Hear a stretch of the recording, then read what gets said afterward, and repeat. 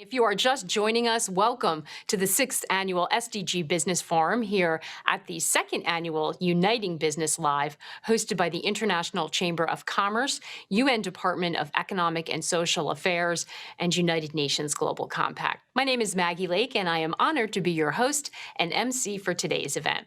Once again, we're thrilled to have you here on our interactive event platform, and I encourage you to take some time to use its many exciting and innovative features, including the event chat, which is located on the right side of your screen. That's where we are monitoring all of your comments. Be sure to say hello to each other, the other attendees, and mention where you're from. We've made it easy to connect with your fellow attendees. You can see them in the attendee tab, also on the right hand of your screen, and you can send private messages and even invite them for a video chat.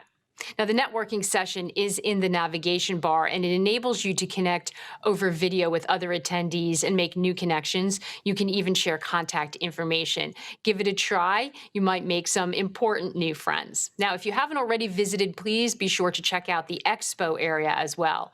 Our 9 sponsors will be showcasing their sustainability work and hosting their own live sessions. Be sure to use the links to find more information on each company.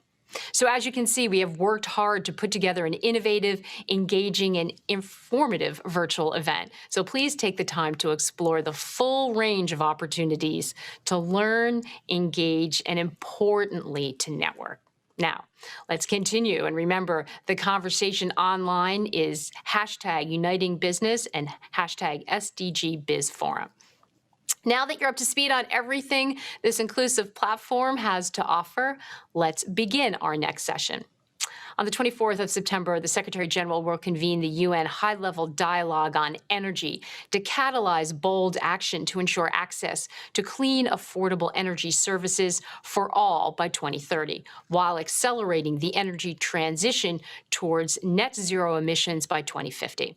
In advance of this historic event, this high-level session will explore how we can enable the Sustainable Development Goals through inclusive and just energy transitions. The session will also discuss the positive externalities of a just transition, such as gender equality, job creation, youth empowerment, health, and sustainable production and consumption. To open our session today, it is with great honor and privilege that we welcome Her Royal Highness Princess Noura Al-Saud of Saudi Arabia, partner and co-founder of AEON Strategy, a pioneering sustainable development advisory firm which places a strong emphasis on the connections between social, economic, and ecological well-being.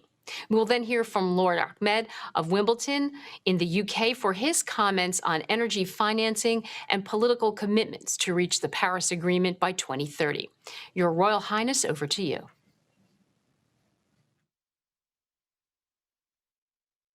Good morning, good afternoon, and good evening, everyone. It is an honor to speak before a global community gathered today to advance action and ambitions towards the Sustainable Development Goals. Ladies and gentlemen, the imperative to deploy universal, clean, and affordable energy and the urgency to fight climate change are 2 of the most pressing, inextricably linked issues the world faces, with far-reaching local, regional, and international consequences on human well-being. As we collectively work to accelerate action on these 2 issues, it is important to be mindful of what a just transition means to a diverse global community. A just transition must therefore be inclusive and consider the comprehensive wealth of nations that ensures intergenerational equity. It is one that considers the physical and transitional risks of climate change and the varying circumstances of communities and nations globally. A just transition is one that prioritizes the health implications of the 2.8 billion people exposed to polluted air from unsafe cooking fuels and delivers affordable and clean electricity to the 789 million currently left without it. It is one that ensures that efficient and affordable cooling reaches the 1.1 billion people vulnerable to heat stresses and currently living without access to air conditioning, and that cold chains and refrigeration are readily available to deliver medical and food supplies to the most vulnerable communities in need of modern medical care and nutrition. A just transition to clean and reliable energy ensures that energy markets volatility is well managed and that developing nations receive the support needed to build resilient economies that are compatible with a sustainable net zero future. Ladies and gentlemen, the daunting task of balancing between global energy needs and the climate challenge requires consistent efforts. It calls for accelerated, inclusive, and collective action underpinned by sustained efforts and strong governance. As industrial activities continue globally and developing nations exercise their right to industrialization, there remains a clear and impermissible emissions gap that must be urgently addressed.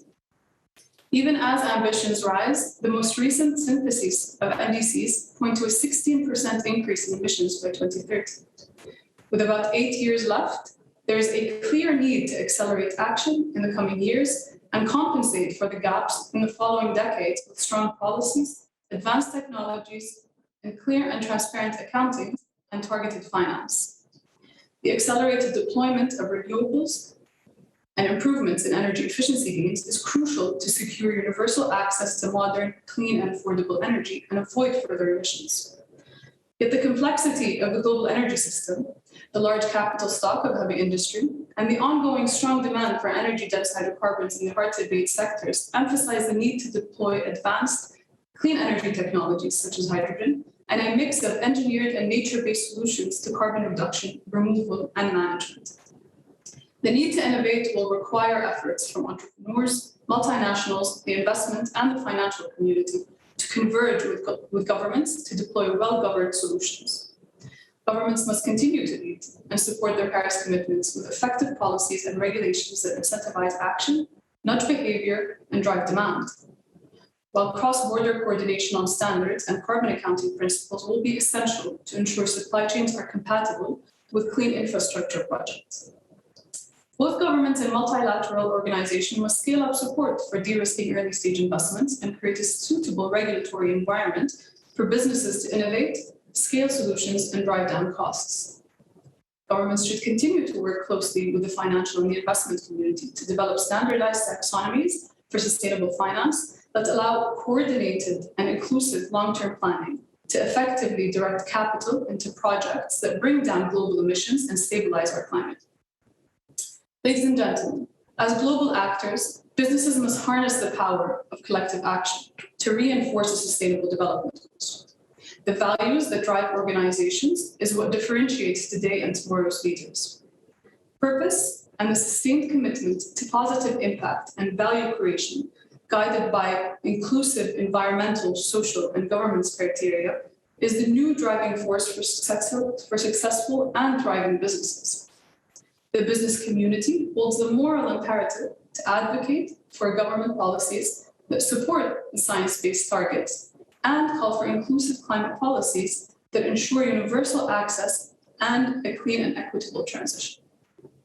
By effectively communicating values to stakeholders and setting short and medium-term targets that support their goals, large corporations have the power to upend supply chain, drive sustainable practices across value chains, and support small and medium-sized businesses to develop the necessary capacities to enhance their practices and adopt more circular and sustainable activities. I conclude by emphasizing the need to accelerate the integration of the physical and social impacts of business activities into business strategies if we are to achieve the SDGs in time, for it to rapidly evolve from its current emerging status to become the new norm. Ladies and gentlemen, thank you for your attention, and I look forward to the following sessions. Good morning, and thank you to everyone from the UN and the International Chamber of Commerce involved in organising this year's forum. Climate change is the starkest threat to our planet and way of life. It undermines our collective efforts to realise the Sustainable Development Goals. It's also a huge threat to our economies as well. Whether you're looking at downtown Manhattan or the Australian bush, whether you're in the Pacific Islands or in the heart of industrial Europe, floods, wildfires, and other extreme weather are becoming all the more frequent and indeed severe. This is not just anecdotal, it's the conclusion of a global scientific consensus. And whilst our economic choices have played a large part in driving us to the brink almost, our economies offer the surest route out of this current crisis. Because the simple truth is, governments or anybody for that matter cannot do it alone. We cannot solve climate change unless we all work together, and businesses have a pivotal role. The good news is, of course, that we're not facing a choice. It's not a choice between cleaning up our environment or indeed growing our economies.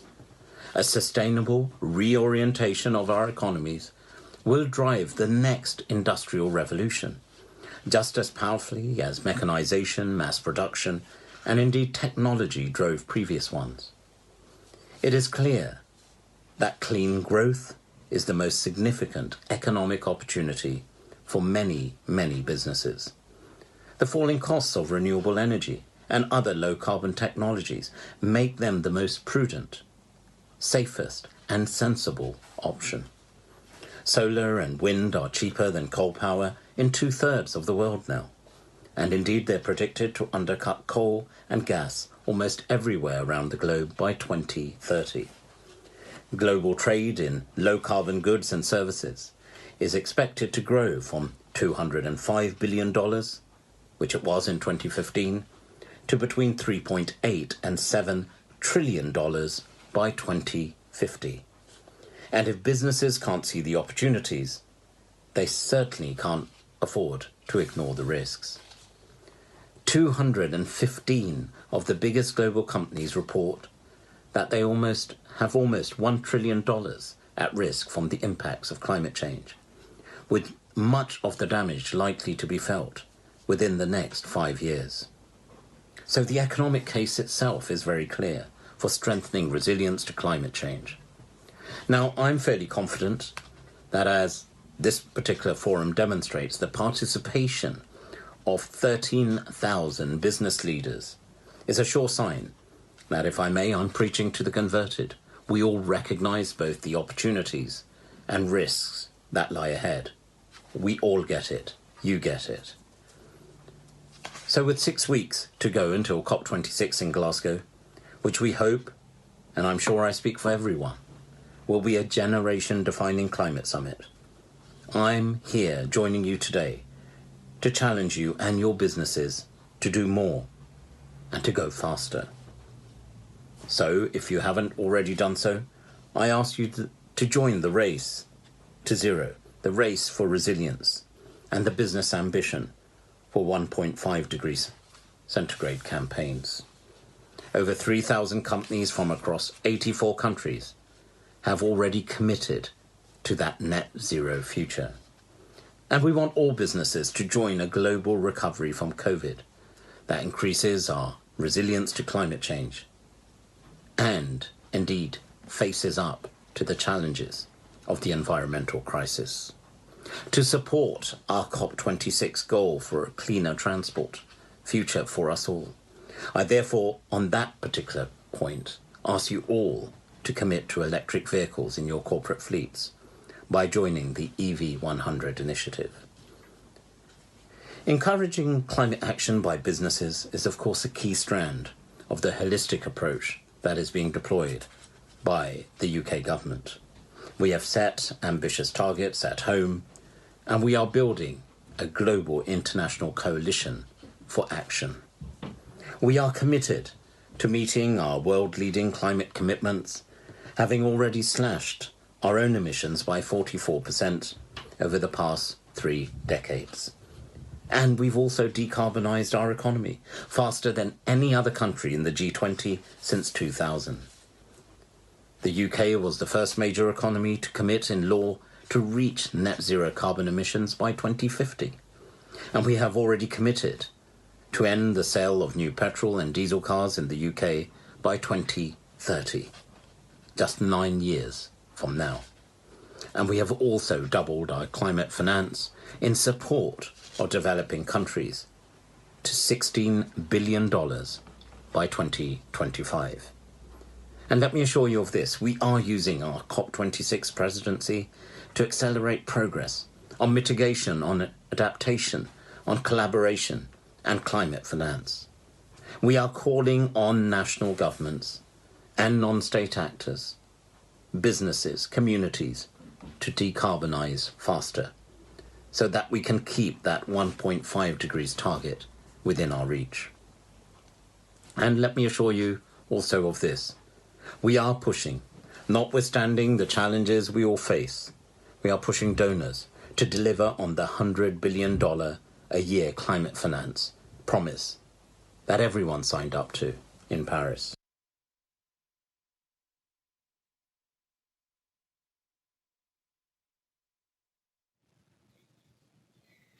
Before we get into our exciting panel, we will hear from Her Excellency Damilola Ogunbiyi, Special Representative for Sustainable Energy for All. Damilola is a global leader and advocate for the achievement of Sustainable Development Goal 7, which calls for access to reliable, affordable, sustainable, and modern energy for all by 2030, in line with the Paris Agreement on climate change. And it's my pleasure to welcome her to the virtual stage. Hello, everyone. I'm delighted to be joining you at this SDG 7 Business Forum. I want to congratulate the International Chamber of Commerce, UNDESA, and the UN Global Compact for recognizing the key role that the private sector plays in advancing actions on sustainable development goals. In particular, the work on advancing goals 7 and 13 that we're all gathered here today to discuss. As we meet today at the sidelines of the 76th UN General Assembly, we are in the midst of an ongoing global crisis. COVID-19 has given us an insight to how all-consuming existential threats can be. No nation, no sector or business has been unscathed by this. The science and evidence on the adverse effects of climate change are far worse. This should give us an increased sense of urgency in responding to the climate crisis.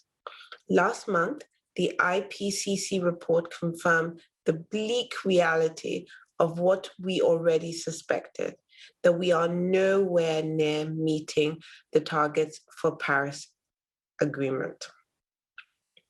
Rapid strides have been made in the last decade in setting specific goals. The 2030 Development Agenda, the goals encapsulated in the Paris Agreement, or the ambitious targets that governments and companies around the world have set for themselves are examples of these great commitments. However, it's time to deliver. We must translate our 2050 net zero plans into specific actions. The focus on action is critical to demonstrate progress, inspire action, and build trust in those who have been left behind by the changing climate.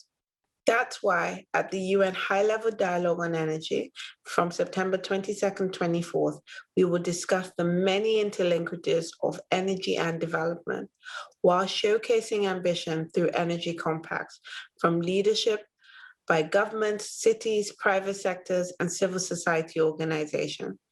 Energy compacts are voluntary commitments we have received from stakeholder groups focused on specific actions till 2030, which will help us accelerate the pace of delivery on SDG 7 and SDG 13. Providing access to energy can help save lives through improved healthcare, reduce exposure to indoor air pollution from firewood. It creates new jobs and supports income-generating activities in local community, and accelerates the global effort to reduce the use of fossil fuels that emit carbon emissions. It is clear that there are no pathways that help the world's transition to net zero by 2050 that doesn't first focus on ending energy poverty by 2030. We need more coherent and interconnected action between SDG 7 and SDG 13. Energy is a big contributor to a warming climate, but sustainable energy solutions are the golden thread that will help advance our global goals and focus on people, prosperity, and planet. The pace of the global energy transition hinges significantly on us acting decisively and together. And I'd like to invite you to all join me at the high-level dialogue, which is happening in a few days. I look forward to your participation, and once again, thank you for your leadership.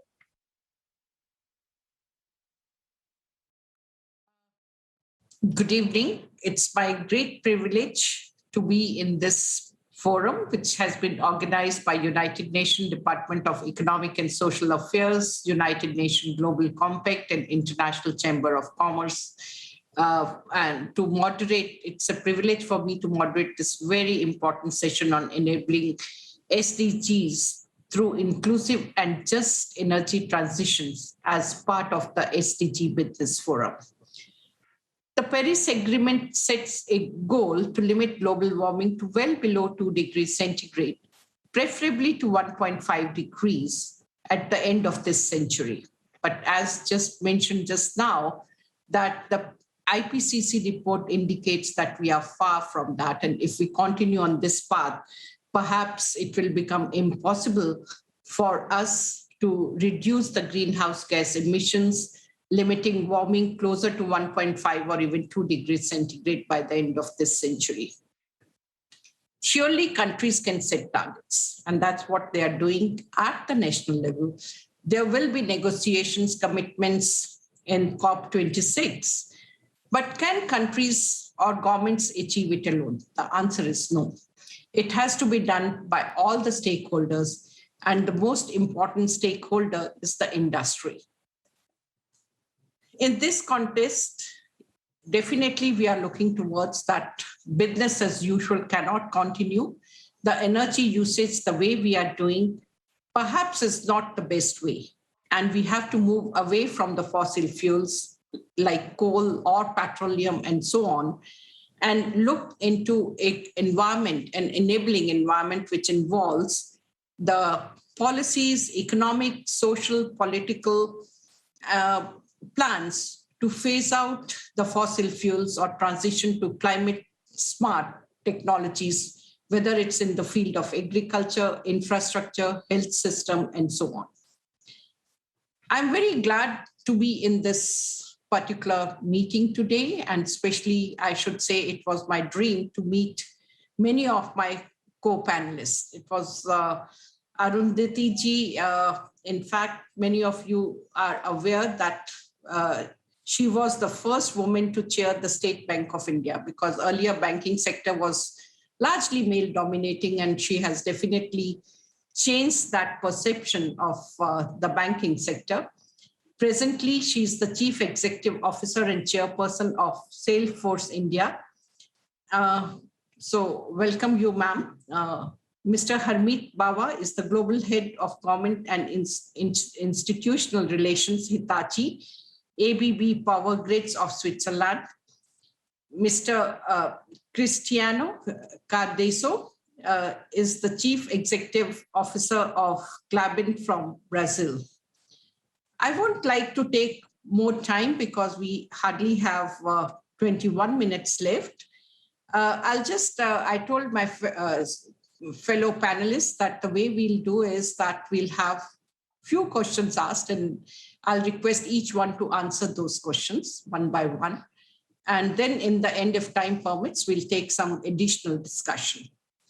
So my first question is that we are talking about achieving clean and affordable energy for all by 2030 and net zero emission by 2050.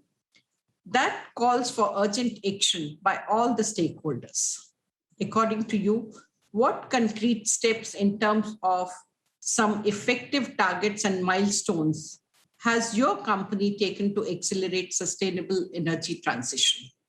So I'll first request Mr. Harmeet Bawa to give his reflections on what is being done by his company. Thanks very much, Vibha, and glad to be on this panel. To start with, just to echo some of the comments that have been made already, I think the discussion really on this topic has to move now from the why to the how and the how fast. Because I think all the reports are there, the IEA reports, the UN reports, the Code Red for Humanity, all the rest is on the table. And I think from a corporate point of view, we really need to move the discussion on and convert vision into action. Now, as far as Hitachi ABB Power Grids is concerned, we are part of the Hitachi Group. Of course, in the very purpose statement of our company is basically powering good for a sustainable energy future. And we do that through pioneering digital and other technologies as a partner of choice, helping to accelerate the energy transition. Of course, suffice it to say that we are fully committed to the SDGs. We have clearly highlighted in our sustainability strategy, which is in fact not about 2050, but 2030, because really it's a realization of the fact that 2050 is already too far. So the goals that we've set ourselves are pretty stringent. In terms of the SDGs, of course, given the nature of our business, we are most focused on SDG 7. However, we are also keeping very closely tracking 3, 4, 5, 6, and 12, 16, and 17. The four basic pillars of this sustainability strategy are planet, people, peace, and partnerships. And it's around these four topics that we work with various stakeholders, including customers and partners, governments, institutions, academia, and the communities that we serve to take this forward. In the interest of time, I would like to pass on to the other panelists. Thank you. Cristiano, can we have your comments? Sure. Thank you, Madam. Okay, just to bring you all to what Klabin is, just to understand that a bit better. We produce pulp and paper in Brazil, and we are in the south of the country, so we are probably more than 3,000 kilometers from Amazon. So we are not in Amazon biome, we are in the south of Brazil, and every tree that we cut to produce pulp or paper or package, we do by our own tree. That means we plant the tree. So we do what we call sustainable forest management. We cultivate the tree as you cultivate any kind of agriculture cycle. Okay. In the long run, Klabin has invested in cleaning its energy matrix, replacing the use of fossil fuels with biomass. Currently, 90% of our energy matrix uses renewable fuels, and our goals is to reach 92% and also reach 100% of the purchase of certified energy from renewable sources by 2030. Over the past 18 years, Klabin has reduced 64% of its specific emissions, resulting in a positive balance, which means that the company captures more CO2 from the atmosphere through its forests than it emits in the industrial operations. We have a positive balance of 4.5 million tons of CO2 equivalent. Klabin is working to further reduce its carbon emissions with the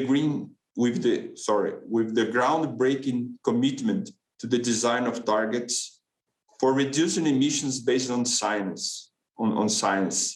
This means that the company's efforts to reduce carbon emissions are in line with the science to limit temperature rise to a maximum of 1.5 degrees.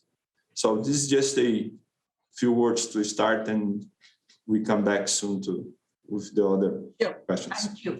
Thank you. Arundhati ji, can I request you? Yes, of course. Thank you very much, first of all, for having Salesforce on this platform. And thank you for all those who have joined us today. Salesforce is a global leader in CRM, as you know, but we are also a very proud and active member of the UN Global Compact. Salesforce strongly believes that business is the greatest platform for change, and we work to serve the interests of all our stakeholders, employees, customers, partners, communities, and the environment. We've been very publicly committed to achieving net zero by 2050 since the Paris Agreement. However, in 2017, we were proud to hit net zero operations and start delivering to all of our customers a carbon neutral cloud. In 2019, we included all emissions from business travel and employee commuting. Just yesterday, we announced that Salesforce is a net zero company. We are not waiting until 2030 or 2040. We have accelerated our investments to ensure that we have no footprint as of today, and we include scopes 1, 2, and 3. Also, we are proud to announce that we've reached 100% renewable energy for our operations this year. We've been working on this for almost a decade by investing in wind farms and solar projects all around the world. We all have to act boldly to keep to a 1.5-degree world. Thank you. Thank you and congratulations for being net zero. It's unbelievable because we always say that let's see whether someone can reach or not. But since you have achieved it, I'll say you are torchbearer for great for us. It just happened yesterday, so I really have the trendsetter for rest of the world, especially our Indian corporates. So thank you so much for such a great news. Now, you rightly mentioned that the private sector it can play a very important role. And that is what we are looking at, that private sector would be a crucial partner in the sustainable energy transition to achieve 2030, 2050 targets, both in terms of funding and innovation. Of course, you have answered that there was sustained funding from your organization and a decade of funding, and surely there would have been many more innovations as well.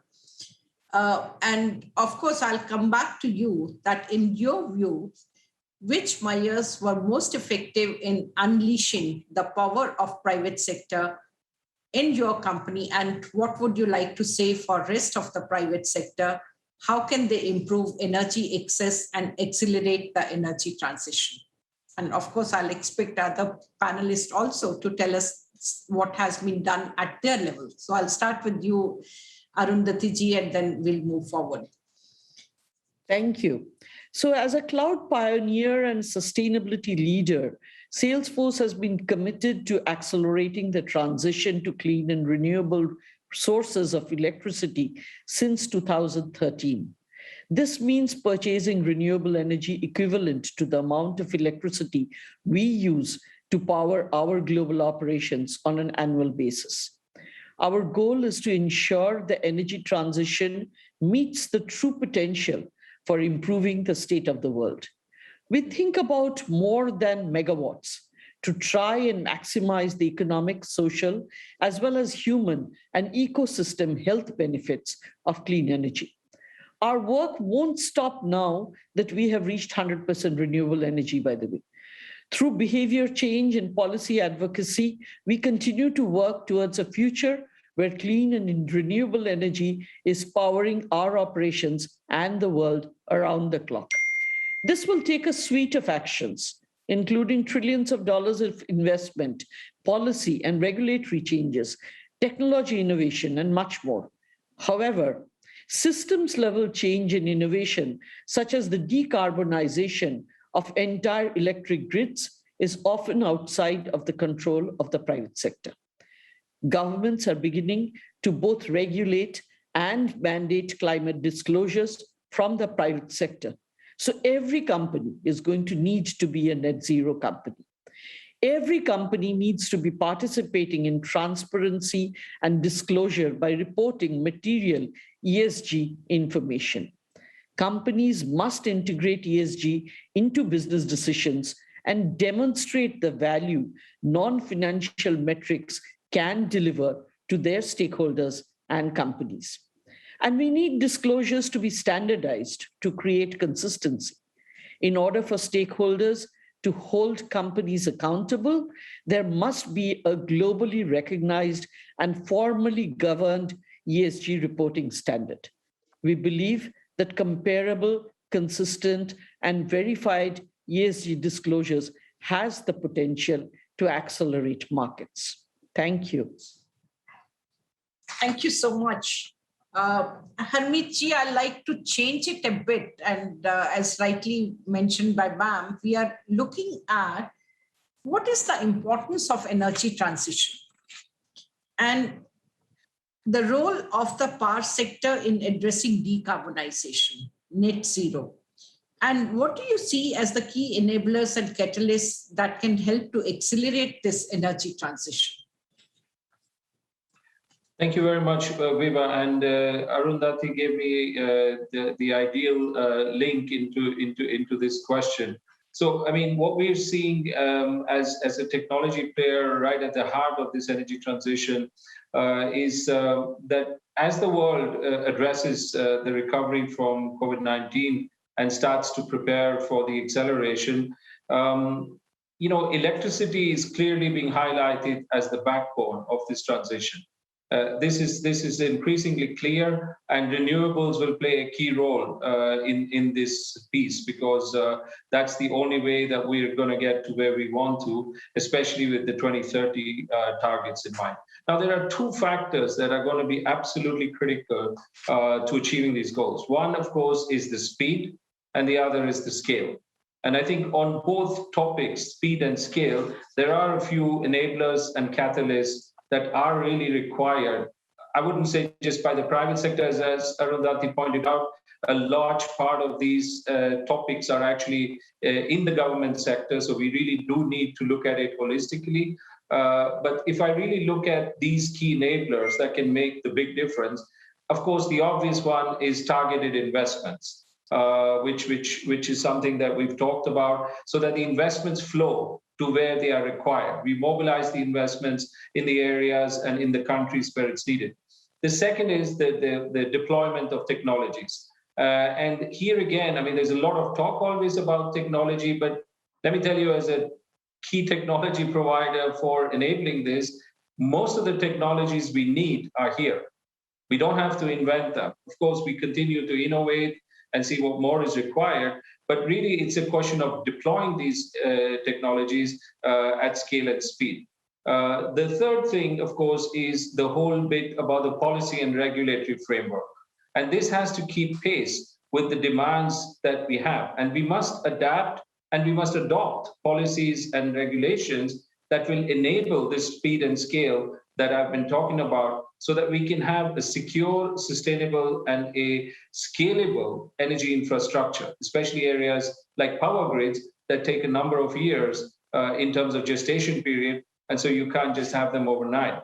And the final point, I think, on the enablers and catalysts is something that all the speakers so far have said, is we really need collaboration. And the collaboration needs to be across the stakeholder groups. It needs to be across sectors, because we see the overlapping sectors now. All of a sudden, if EV takes off the way it is expected, it demands more electricity. Data centers demand more electricity. So there are these cusps. So the stakeholders, the sectors, and the geographies, because I think no one geography is going to be able to do this alone. And so the last point I want to make on the enablers is the dire need for collaboration. Thank you. Thank you so much. It goes without saying, Cristiano. We'll have to be a little short. We are only left with 6 minutes and one more question. So, Cristiano. I just want to, I got the answer from the panelists, and that this is all very good positions that they are bringing to us. I just want to reinforce that regulation, that means law in each country, because unfortunately, the IPCC document, it's not clear as it should be. We have to move fast. I mean, that's one message, and that's it. Thank you. Thank you. So while I'm talking to you, my last question will again be addressed to you, and that is that an inclusive and just energy transition should leave no one behind. So what concrete examples can you think of that can inspire businesses around the world to help us take care of the social dimension in the sustainable energy transition? So just Perfect. 1.5 minutes, that's what I'll request our panelists to, yeah. Sure, I will do very fast. Just trying to get what we heard here. The money must flow where it should be. We have to remember every day that the North Hemisphere is where the emissions are, and the South Hemisphere needs help. The money, this 100 billion per year, needs to go or needs to flow where it should be. So we have to respect and to understand that nobody will do their homework if we don't flow the money to who needs. Thank you so much. Harmeet Ji, can I request you? Yeah, thank you. I think the points have really been made very well. But as I said before, picking up on the thread about the collaboration across geographies, I think it's extremely important that this energy transition is just and inclusive. Because I mean, at the end of the day, if somebody fails, everybody fails. And it's as simple as that. We have a lot of technology solutions like interconnectors, which can connect countries, which can connect. And these are critical technologies to maximize the use of renewables. For example, we have an interconnector now between Norway and Germany, which pushes wind power from Germany and brings hydropower back the other way. So we have to maximize and optimize the use of renewables, etc. And only if it's just and inclusive. For example, there are models like system value frameworks that look not just at the economic, but also the social and the environmental benefits of it. So I think the most important point here is that we need global solutions to address a global challenge. Thank you. Thank you so much, Arundhati Ji. Yeah, just to take off from where Harmeet Ji ended, saying that we have to have global goals, we have to have collaboration. We at Salesforce, we are undertaking transformation both inside and outside the company to get there as quickly as possible, helping our customers become net zero themselves, engaging on policy, pushing suppliers, and mobilizing employees. By voluntarily purchasing renewable energy, businesses have the opportunity to influence a just energy transition. Through Salesforce's renewable energy purchases, we have learned that projects can have enormously different impacts, such as supporting a local community or protecting habitat. To that extent, I would say that Salesforce itself is developing a sustainability cloud, which already allows for accounting of the carbon footprint for people. But this cloud, we are now making it far more amenable to really keeping track of where we are going, in the sense of ensuring that we know what are the resources that can be actually accessed, what are the ways in which we can really formally bring together all of the customers, all of the people, in order to ensure that kind of collaboration. And that is what we are looking at. In fact, we've just opened a job description for a sustainability cloud manager, because we believe, the solutions have to be given by companies such as us who have already achieved it. And we would like to show the way for our customers and for other companies to be able to do that. Thank you. Thank you so much. And in fact, there is another thing which I would like to say in the end, and that is that there is a notion that perhaps clean is more expensive, which is not true. So that myth is to be broken.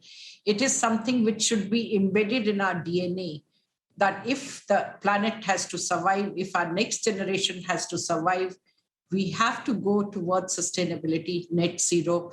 There is no other planet where we can move. We have to live on this planet and leave it as clean as possible and show the way to the next generation that they live happily and they live in a much better environment than what we have lived in.